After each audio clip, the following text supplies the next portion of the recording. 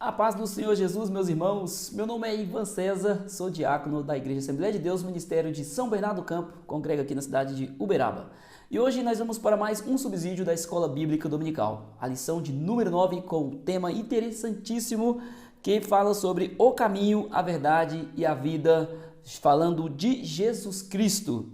O texto áureo está em João capítulo 14, versículo 6, que diz: Disse-lhe Jesus, eu sou o caminho e a verdade e a vida. Ninguém vem ao Pai senão por mim.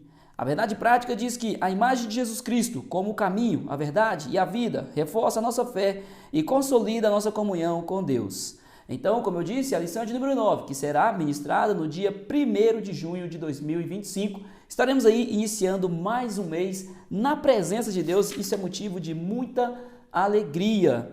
A leitura bíblica em classe está em João capítulo 14, versículo de número 1 até o versículo de número 15. Eu vou ler, os irmãos conferem junto conosco. Quem já leu, passa adiante, mas eu vou fazer a leitura porque é necessário. Estamos aí na internet, então estamos trazendo um subsídio aos professores, mas também não perdemos a oportunidade de evangelizar aquele que tem interesse em conhecer a palavra de Deus. Então vamos lá. Não se turbe o vosso coração.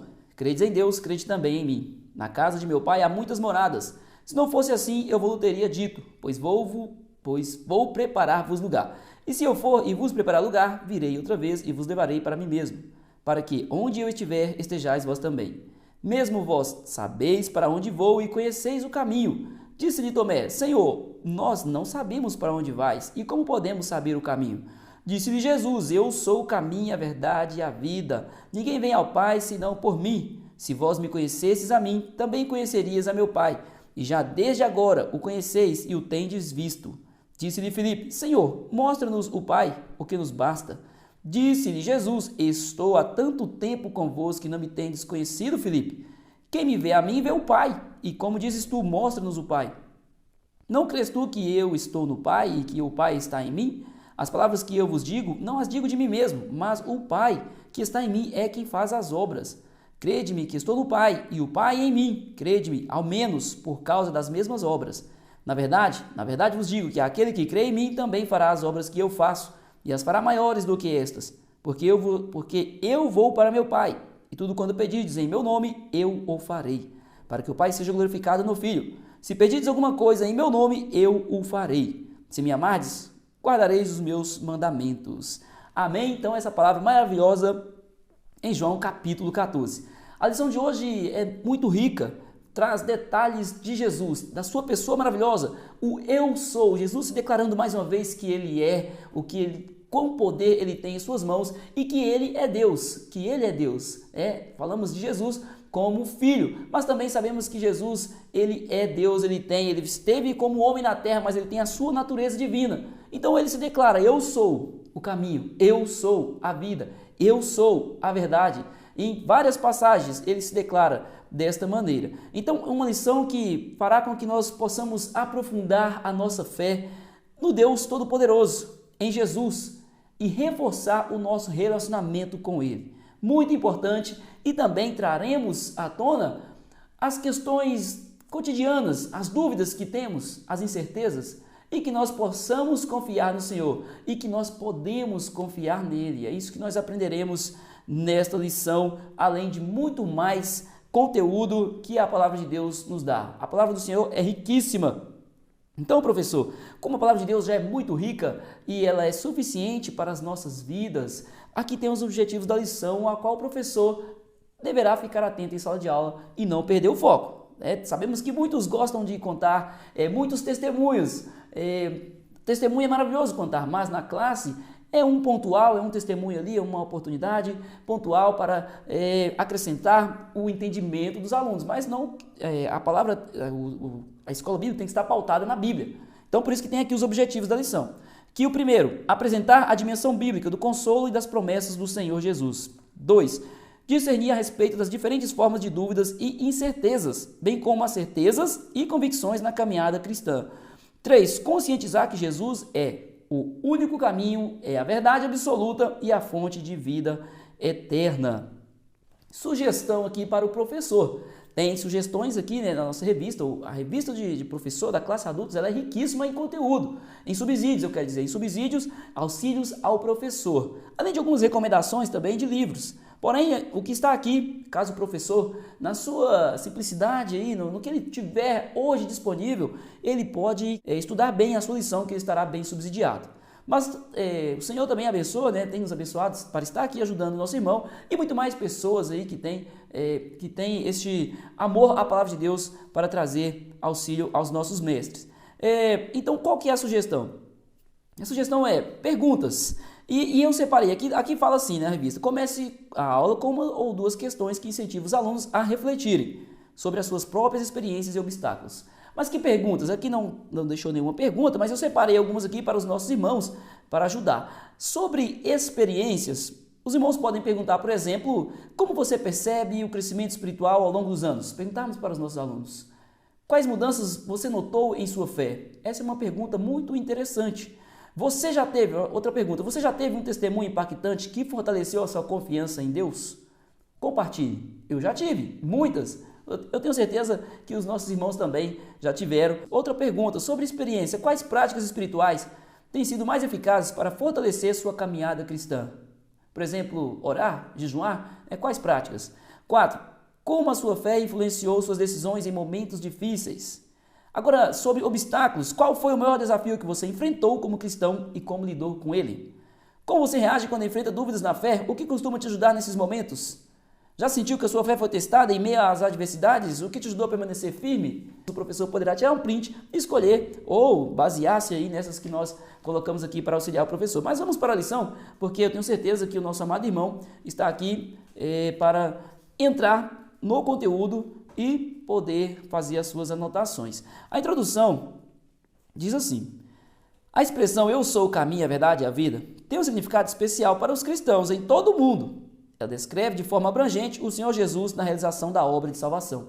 Essa é uma passagem riquíssima, maravilhosa, citamos muitas vezes em nossas pregações ou explanações em sala de aula e também no nosso dia a dia, conversando com pessoas cristãs, muitas das vezes evangelizando. É uma palavra muito conhecida, mas hoje nós vamos aprofundar, nós vamos entender melhor ainda cada palavra aqui, cada significado que tem as palavras que Jesus falou. Então nós aprofundaremos e vamos relembrar sempre a salvação em Cristo, a realização de Jesus Cristo naquela cruz. Ele morreu na cruz por nós, para nos dar vida e mostrar que Ele é o único caminho, que Ele é a verdade e a vida. É definitivo, né? É definido, o artigo aqui é definido. Muitas bíblias, né? Muitas traduções, mas a que eu observo aqui, a que eu tenho, é a ARC, né? Almeida Revista e Corrigida. Aqui está dizendo assim, eu sou o caminho e a verdade e a vida. Então aqui a tradução está como ela é feita ali no grego mesmo, como está no grego, que ele não tem outra alternativa, ele é o único caminho, ele é a única verdade, ele é a única vida verdadeira. Estudaremos João 14 e consideraremos as palavras encorajadoras e as promessas de Jesus. Mais uma vez, estudaremos as palavras de Jesus e as suas promessas para a nossa vida, para a vida do cristão, bem como as dúvidas e incertezas que os seus discípulos enfrentaram ao longo da jornada. Os discípulos enfrentaram várias dúvidas, tiveram muitas incertezas, assim como nós temos. E então, por isso, estudaremos essa lição.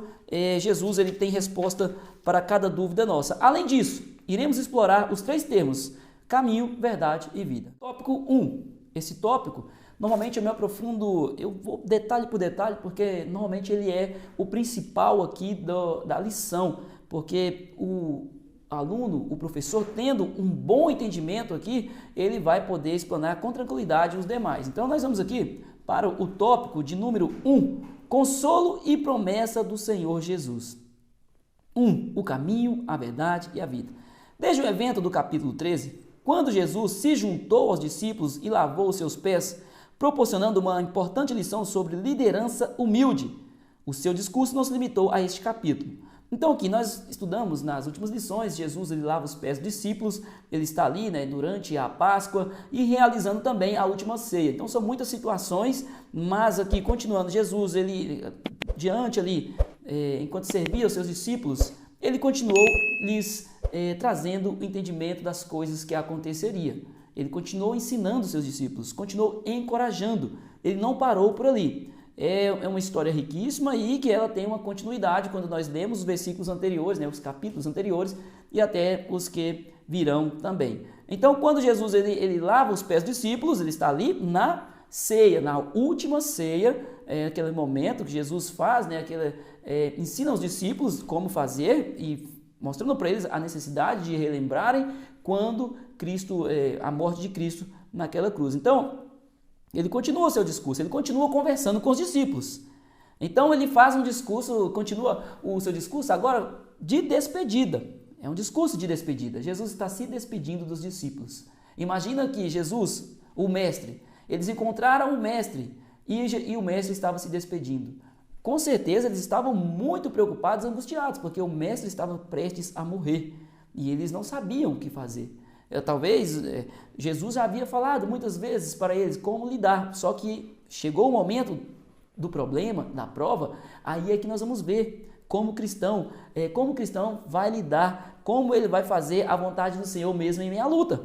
Então era esse o teste dos discípulos, mas Jesus os instruiu e nos instrui também em meio às lutas e nos mostra que nós não estamos sozinhos.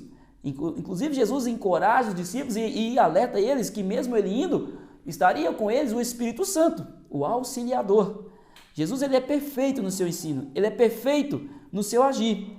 Ele faz um discurso no capítulo 14, que se inicia em João 13:31. Então é a continuidade, como eu disse agora há pouco. Ele continua e nesse discurso ele confere consolo aos discípulos, ao afirmar que após a sua morte não estariam sozinhos. Já no versículo 4, o Senhor diz que os discípulos sabiam para onde ele ia. Vejamos aqui o versículo de número 4. Jesus disse para os discípulos: mesmo vós sabeis para onde vou e conheceis o caminho. Então Jesus está consolando os discípulos. Estou falando, eu vou morrer, é necessário que é chegada a minha hora de padecer pelos meus pequeninos, mas vocês sabem o caminho, vocês sabem o que fazer para chegar até onde eu estarei indo, que é para onde? Para o céu. Após Jesus ressuscitar, ele ascendeu ao céu. Então, ele mostra aos discípulos, vocês sabem o caminho, fiquem tranquilos. É isso que Jesus nos fala o tempo inteiro. Essa é a gloriosa esperança do cristão, saber que ele vai morar no céu. Então o Senhor Jesus disse para eles, mas no entanto Tomé ele sempre questionava, e aqui ele faz uma pergunta que é maravilhosa, e é importante que haja o questionamento, em muitas das vezes. É melhor questionar, perguntar ao Senhor, do que murmurar. Questionar não é murmurar, é perguntar ao Senhor: Senhor, eu não sei, me instrui. Senhor, me ajuda, eu não estou entendendo. Então, antes de continuar, o questionamento ele deve ser feito ao Pai. Porque se nós começarmos a nos questionar e não temos a resposta e pararmos, o próximo passo é murmurar. Então, o questionamento ele deve ser feito, mas direcionado a Deus, ao Pai, ao Espírito Santo, para que nós possamos ter a resposta certa. Então, Tomé respondeu que não sabia. E questionou, ele não sabia: Senhor, não sei qual é o caminho. Como podemos saber o caminho? Então, Jesus esclareceu para ele, no versículo 6, que ele é o caminho, a verdade e a vida. E aí o Senhor Jesus mostra para eles o que eles... o Senhor continua nos versículos seguintes, versículos adiante, mostrando para eles, explicando, deixando bem claro cada termo, cada situação que eles passariam, que era necessário passar. E ninguém pode chegar ao Pai senão por meio dele. Essa afirmação de Jesus revela que ele é o único meio de alcançar o Pai. Mostrou para os discípulos: eu sou o único caminho para vocês alcançarem o Pai. Eu sou o caminho de salvação. Então Jesus, quando ele fala para eles que eles já sabiam, porque Jesus já tinha falado mesmo. Nós vimos várias passagens. Jesus, por exemplo, nós estudamos a lição do bom pastor. Jesus fala: eu sou o bom pastor. Jesus fala: eu sou a porta. Jesus, naquela lição que nós estudamos, que é a verdade que liberta, Jesus fala: eu sou a verdade. Em João capítulo 1, está escrito lá que o Senhor Jesus ele é a vida, que ele veio para dar vida. A vida, que vida é essa? A vida eterna. Então Jesus já tinha explicado muitas das vezes para eles. Mas os discípulos não são diferentes, ou nós não somos diferentes dos discípulos. Nós temos Jesus, conhecemos, estudamos a sua palavra, mas muitas das vezes ficamos em dúvida ainda. Mas Jesus mostra que não precisa ter dúvida quanto à sua palavra, quanto à sua promessa. Mas o nosso Deus Ele é tão misericordioso e maravilhoso que ele vem mais uma vez e nos mostra para nós, ele reafirma a sua palavra para que nós possamos ficar tranquilos. Ele age dessa forma, ele agiu aqui com os discípulos. Ele não precisaria mais explicar a eles, mas Jesus com a sua misericórdia explica mais uma vez, porque Jesus ele é misericordioso, porque o nosso Deus ele é misericordioso. Então nós demos graças a ele por cuidar de nós. É assim que ele cuida de nós. A importância de nós sempre estudarmos a palavra de Deus, porque através dela o Senhor falará conosco. Não precisaremos correr atrás do grande profeta, que se nomeia grandes profetas, que são nomeados, que seja. Não precisaremos, porque a palavra de Deus, ela é a revelação para nós. A palavra do Senhor. Então ele revela que ele é a verdade. E revela que ele é o caminho, que ele é o único meio. E que ele é a verdadeira vida. A verdadeira vida de Deus. Em João capítulo 1, versículo 4, diz assim: nele estava a vida. E a vida era a luz dos homens. Então Jesus ele já havia declarado que a vida estava nele. E a vida era a luz dos homens, era aquilo que o homem precisava para ser feliz, para se sentir completo. E João 10,10, Jesus também disse: eu vim para que tenham vida e tenham com abundância. Então Jesus ele é maravilhoso, ele traz os seus ensinos. Quando nós falamos de Jesus, o nosso ser se alegra. Porque Jesus ele é tão bom, tão perfeito e assim ele age conosco. 2. Consolo num cenário de angústia. É evidente que Jesus estava angustiado. Podemos ler em João capítulo 12, versículo 27, Jesus ele estava angustiado. Vamos ler aqui, João 12, está bem pertinho aqui. Agora a minha alma está perturbada, e que direi eu? Pai, salva-me desta hora, mas para isso vim a esta hora. Então Jesus está falando, Pai, ele estava angustiado, ele poderia falar, Pai, me livra desta hora, mas eu vim foi para cumprir isso, eu vim para esta hora, eu vim para que cumprisse, para cumprir exatamente o que estava por vir para ele, para o nosso Jesus Cristo. Então ele estava angustiado, e em João 13, 21, aquela passagem, ele cita Judas, que Judas o trairia. Então Jesus ele estava preocupado com a situação, porque Jesus também, com a sua divindade, mas também com a sua parte ali, né, humana. Então ele tinha essas duas partes, a parte humana, a parte divina. Então a parte humana, a sua carne, o fez com que ficasse preocupado. O nosso Senhor tinha plena consciência de que estava aproximando-se a hora da entrega nas mãos dos homens.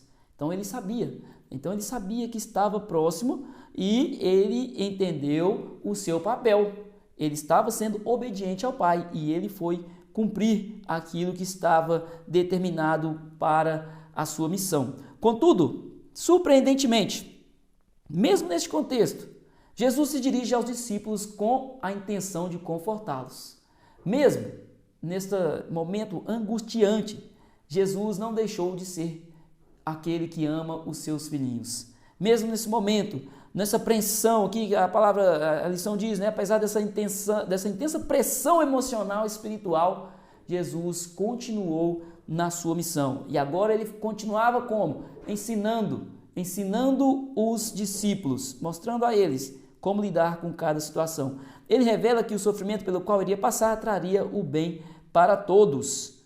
Então, que era necessário passar, que era necessário não só para que ele cumprisse a sua missão, mas para que a humanidade recebesse a salvação. Ele, sim, cumpriria a sua missão, mas o bem maior era o quê? A nossa salvação. O bem maior, a dádiva, o que ele estava entregando, ele estava morrendo em prol dos nossos pecados, estava morrendo em nosso lugar.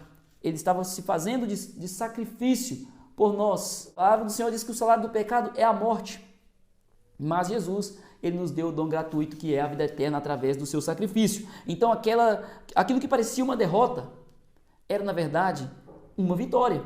Era na verdade uma vitória. Embora doloroso e angustiante, o caminho a seguir apontava para um cenário glorioso. E foi isso, o grande sacrifício de Jesus Cristo naquela cruz por nós.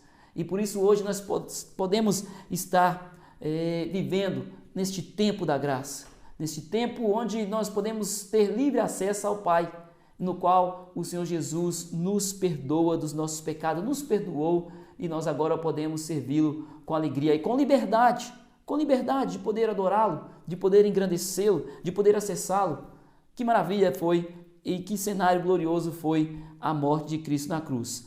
3. Uma promessa gloriosa. Jesus declarou que o caminho de Deus leva às moradas celestiais. Quando ele fala, eu sou o caminho, a verdade e a vida, ninguém vai ao Pai senão por mim, ele está falando que ninguém vai ao Pai senão por mim, ninguém chegará ao céu, ninguém chegará ao descanso eterno, se não for por Jesus Cristo, porque ele é o caminho que leva a este fim. Então, a expressão casa de meu Pai refere-se ao céu, um lugar com muitas habitações para os fiéis. É o céu para nós. É isso que Jesus declara. Essa última parte do versículo 6, é que Jesus, ele é o caminho.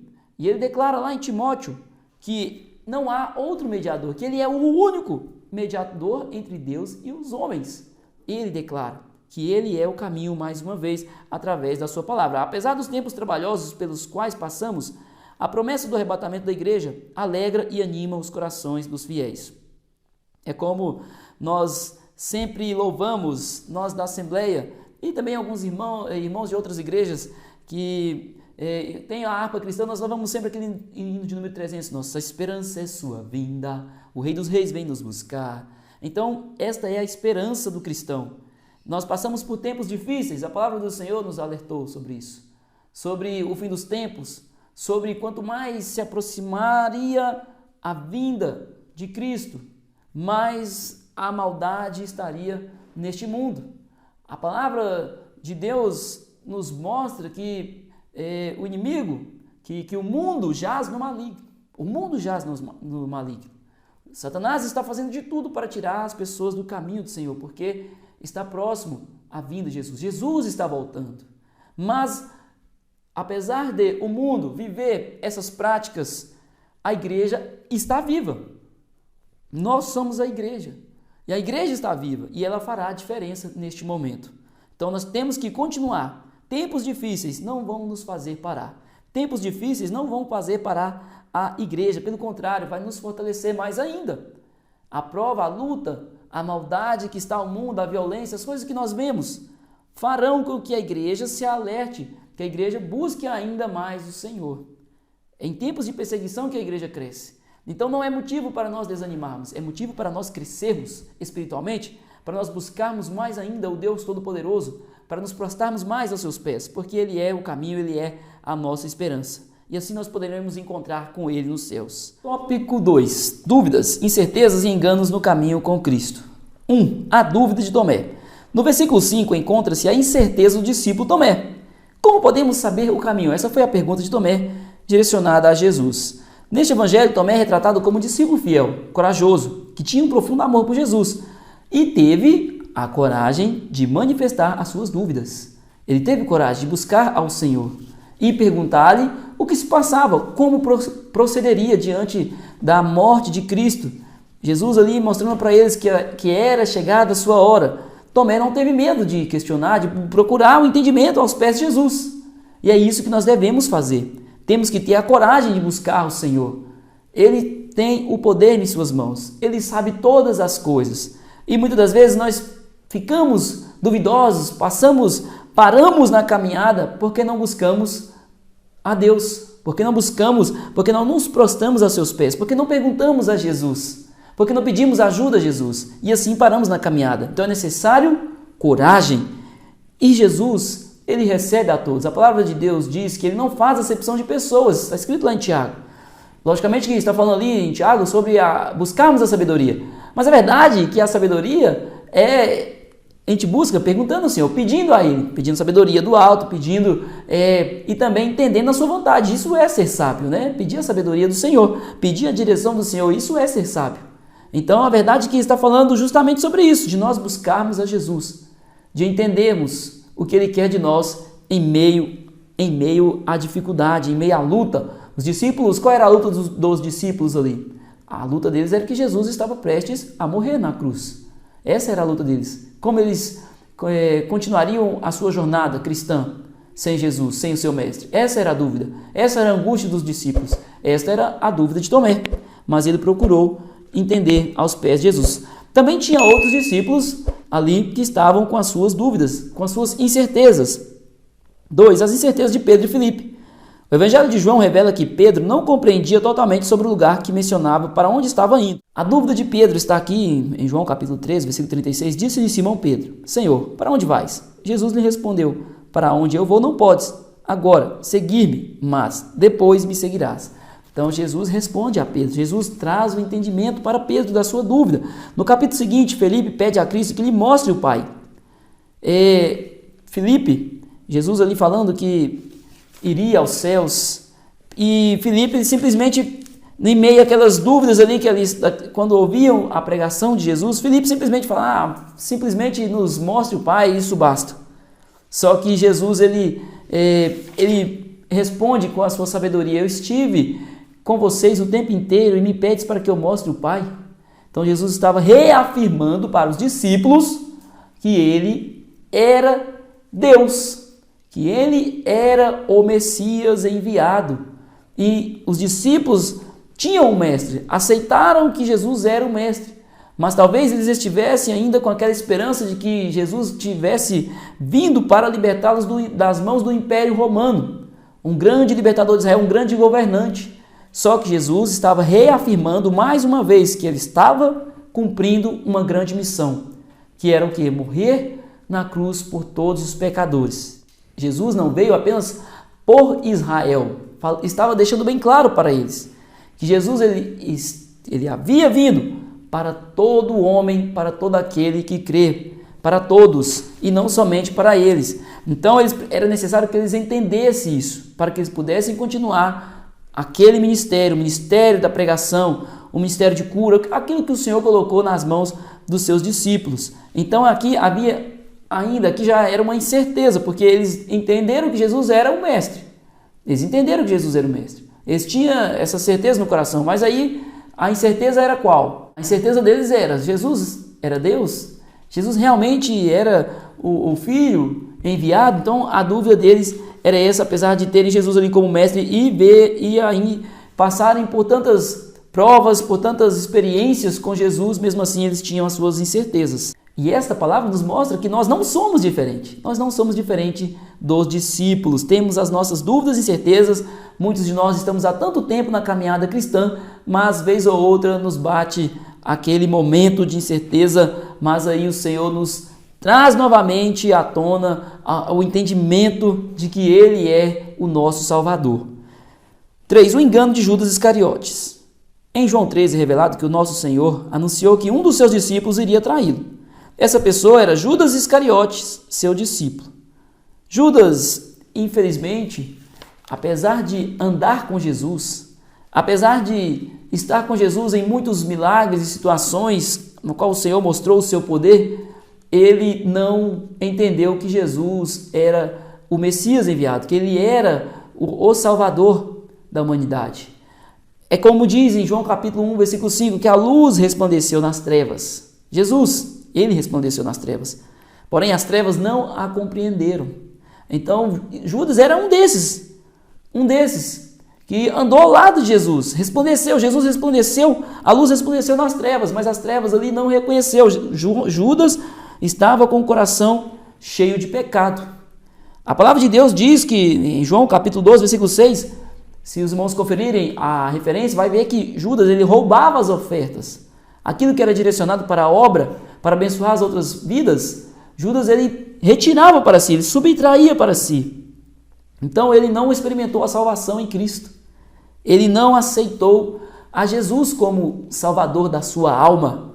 Ele esperava um Messias ali ainda para para ver a causa do povo, mas somente do seu povo, na questão ali do império, na questão governamental.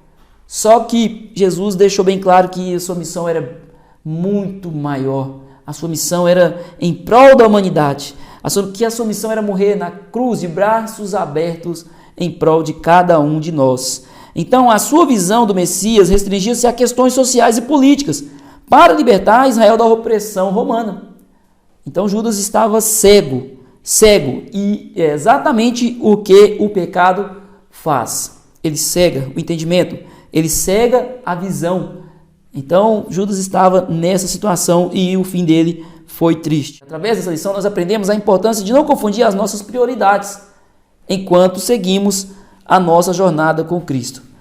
Judas ele estava procurando ganho material, ele estava procurando o seu próprio interesse enquanto olhava para a sua nação e não enxergava que Jesus estava em prol da humanidade, e que inclusive incluía o seu próprio povo. Talvez até mesmo um egoísmo aí no coração de Judas, de não aceitar esta condição de Jesus. Certo é que ele estava em pecado e ele tinha os seus próprios interesses, mas para viver para o reino temos que deixar de lado o nosso próprio interesse e viver para Cristo. É como disse o apóstolo Paulo: agora estou crucificado com Cristo, já não vivo mais eu, Cristo vive em mim. É esse sentimento que todo cristão deve ter.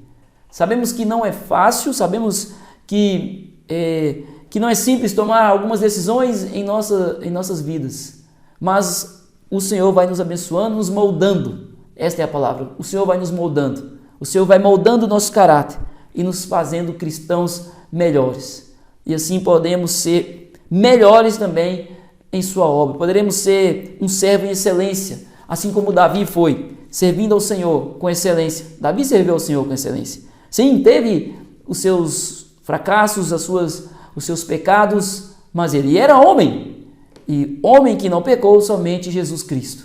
Então, que nós possamos entender isso, aceitar que o Senhor molde o nosso caráter dia após dia. 3. Caminho, verdade e vida. É assim que está. 1. Eu sou o caminho. Jesus ele declarou que ele era o caminho. Como analisado em lições anteriores, a expressão eu sou representa um título que revela a natureza divina de Jesus. Jesus estava ali como homem. Então, muitos ainda questionavam se ele era Deus. Tanto que, mais adiante, aqueles que escreveram os evangelhos, eles escreveram muitas das vezes ali para mostrar, além de mostrar a história de Jesus, mas para mostrar também que ele era Deus, para que o povo definitivamente aceitasse a Cristo como o enviado de Deus. E que ele também era Deus.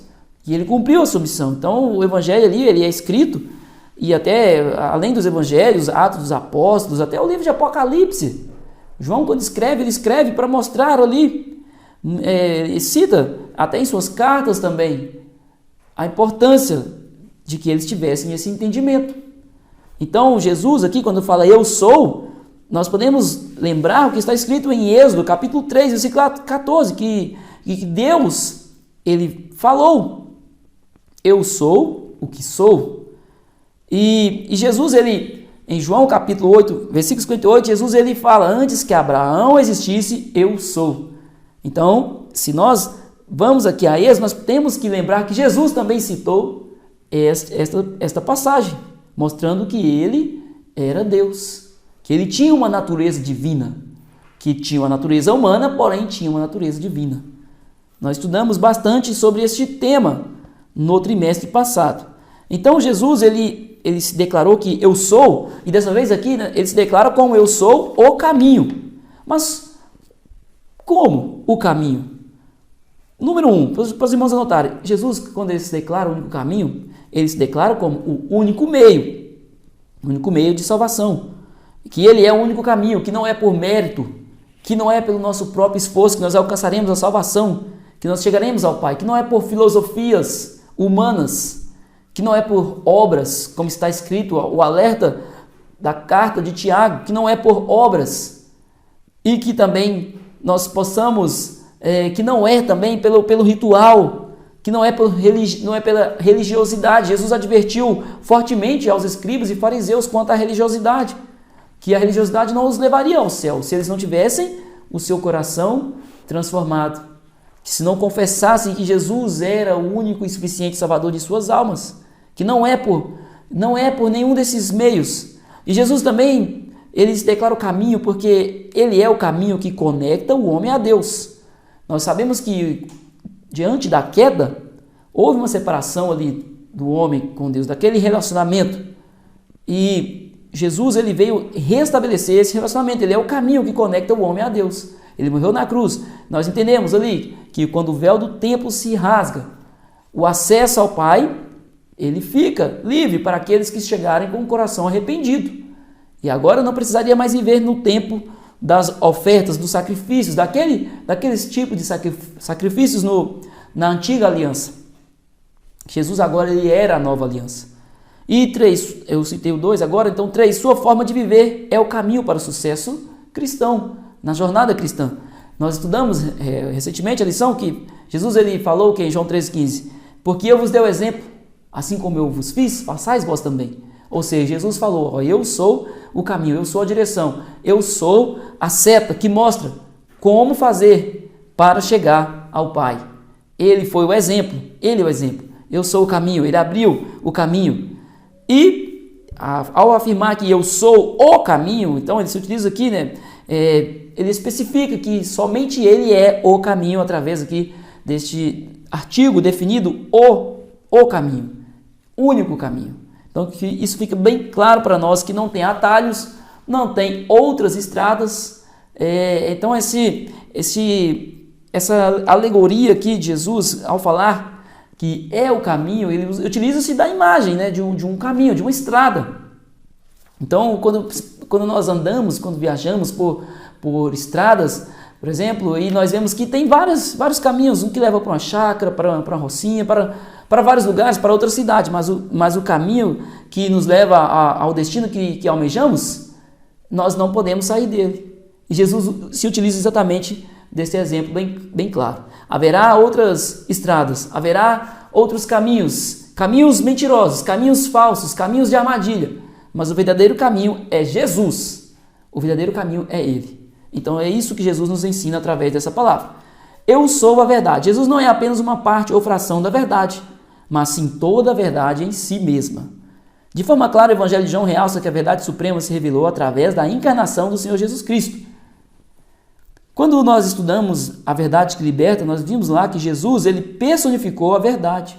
O que é isso, né? Vamos falar em termos bem mais tranquilo para nós entendermos. Jesus ele mostrou aos escribas e fariseus que ele era a verdade, que aquilo que eles pregavam já não era a verdade, que ele era a verdade que o povo precisaria para se libertar, para receber a salvação, que a lei ali já não era mais suficiente, que agora eles precisariam acessar ao Pai através de Jesus Cristo.